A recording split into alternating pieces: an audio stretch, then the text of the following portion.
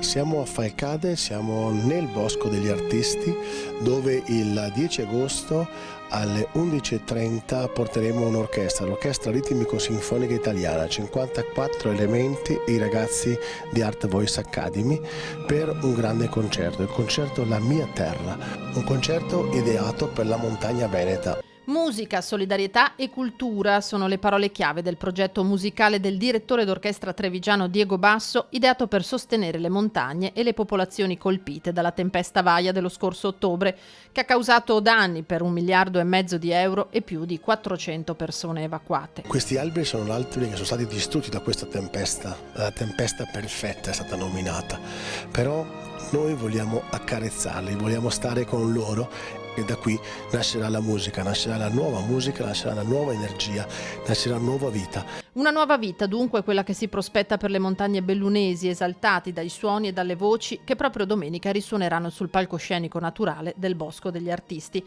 Ad accompagnare l'orchestra, diretta da Basso, un coro di giovani di Castelfranco Veneto. Oltre ai 54 orchestrali porteremo 40 giovani di Art Voice Academy. Perché? Perché la rinascita parte dai ragazzi, parte dai bambini, parte dai giovani, quindi noi vorremmo che tutto il bosco rinascesse e così con un po' di musica e un po' di energia diamo il nostro contributo perché tutto questo avvenga. Il concerto di Falcade, che rientra tra le iniziative dedicate ai 10 anni Dolomiti UNESCO e tra gli eventi di solidarietà promossi dalla Regione del Veneto per la montagna.